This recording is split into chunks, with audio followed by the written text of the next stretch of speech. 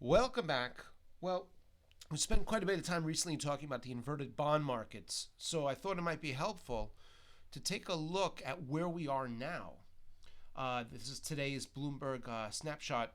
The 12-month bond, the one-year bond, pays a 4.72% yield interest rate. That's the one-year maturity. The 10-year maturity pays a 3.56.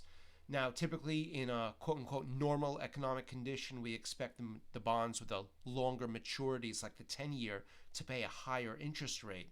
But what we see here is a divergence, an inversion, about 1.16, a 116 basis point inversion, where the 1-year pays a significant amount more than the 10-year does. Now, just a quick recap, in a quote-unquote normal economic condition, we'd expect to see the bonds with the lower maturities, like the 1-month, 2-month, pay a smaller interest rate, and the bonds with the higher maturities pay a higher interest rate. We have a normal uptrending sloping curve. In a flat market, in a flat bond market, we see across the board, not exactly, but very, very close interest rates across all the different maturities. And then, of course, in an inverted bond market, which is what we see here, the shorter-term bonds pay a higher interest rate than the longer-term bonds. Again, right now, we have a 1-year bond paying 472, a 10-year bond paying 356. That's a huge inversion. This is how significant it is. And this is how it started. The blue line represents the 10-year bond. The red line represents the 1-year bond. The pink area chart, that's the S&P 500. Now we can see the crossover as the blue line, the 10-year, crossed down below the 1-year, the red line. That is the inversion. But notice, especially as of lately, how much this inversion has widened.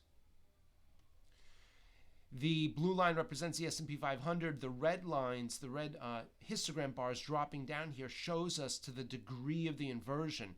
We've had inversions in the past. In the year 2000, we had an inverted bond market. In the year 2006, we had an inverted bond market. Those inversions ran to around a 0.5% or 50 basis points, meaning the 1-year bond was about 50 basis points above the 10-year. And we had a brief inversion during the crisis in 2019. What we see here now is over a 1%, a 116 basis point inversion. At least going back to 1990, we have not seen an inversion at any degree of this nature. The red histogram bar shows the inversion. The black area chart is a 10-year bond. The blue is the 1-year bond. And we can see the same situation in the year 2000. The 1-year bond yield drifted ever so slightly above the 10-year. And again in 2006, 2007. Now, we see here the inversion is much deeper, although check out the width of these histogram bars. These inversions in the past tend to last a long time. Anywhere from, this started March of 2000 to December of 2000. The second inversion we see here started January 06 and persisted all the way through July of 2007. Well, the current inversion that we're looking at now began July of this year, 2022. Perhaps we expect it to last a significant amount of time as it did in the past, although we really are in uncharted waters due to the depth of this inversion. From a different point of view, the black dotted line represents a 10-year bond. The green line is the 2-year yield. Notice how they're both marching higher. And this is really something that we should make note of, that in situations in the past, in the year 2000 and 2006, we saw the inverted bond market, but they were flat. The yields were flat. They weren't rising as they are here. We can take away the 2-year and throw in the 1-year. Take a look to see how they're trending higher. This is the result of rising interest rates and the anticipation of rising interest rates. And I think if we were going to explain this from a fundamental point of view, in the past, in the year 2000 and 2007, the Federal Reserve had already raised interest rates. And when the bond market inverted, the Federal Reserve was basically done raising rates or close to done raising rates. And at that point, there was actually the anticipation of lower rates. What we see here, because the Federal Reserve is on this battle to curb inflation, the anticipation that they'll continue to raise interest rates through the end of 2022 and likely into the beginning of 2023. That's why we have an inverted bond market that's moving ever so higher. That really is the difference, in addition to, of course, the depth of this inversion, a 116 yield.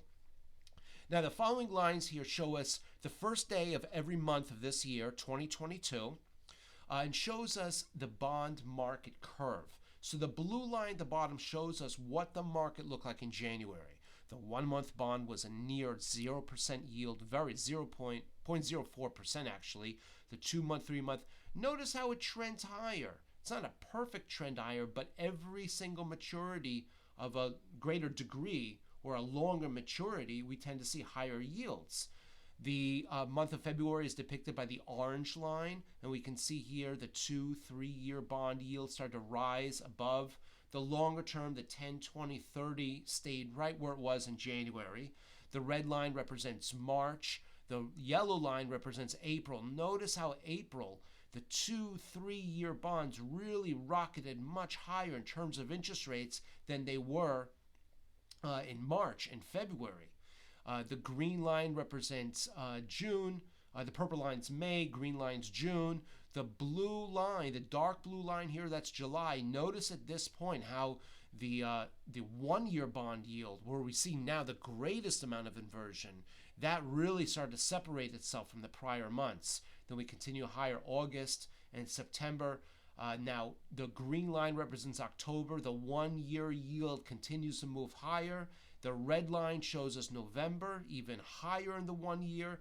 To the 10 and 20 year, to a lesser extent, they are trending higher, but the 1 year is really where we see this kind of growth.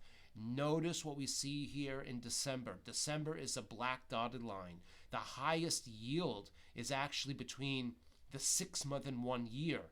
That means that traders are now selling. You see, when the yields go up, the prices go down. So when we see these high yields here, this shows us that traders are selling these maturities more than anything else. Looks like they're actually buying the 10-year bond to, a lesser extent.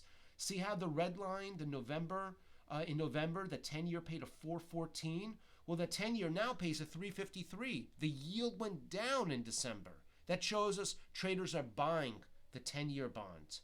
And what that tells us is that maybe traders are a little bit more optimistic towards the 10-year outlook as opposed to the 6 month outlook or the 1 year outlook. Now, we know historically, eventually what's going to happen is that as we return to a normal bond market, if we expect, for example, the stock market to go down, we'd expect the black line is in December. We'd expect, for example, the 1 year bond to cross back below the 10-year bond level.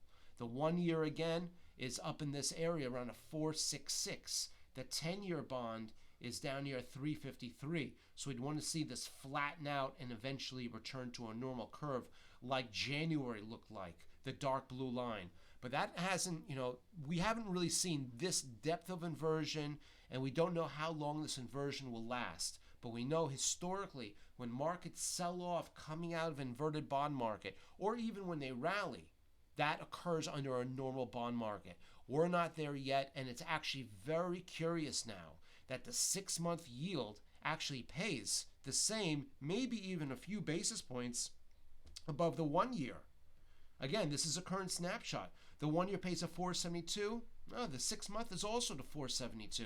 So these really mirror the highs as far as yields are concerned. And to recap again, that's a significant amount more, 116% or 116 basis point, a 1.16% yield increase on the 12 month and even the 6 month as opposed to the 10 year. So that's where we stand now. And we're going to monitor this very closely because I think we're really in unprecedented territory. We hope this has been helpful. We look forward to seeing you back soon.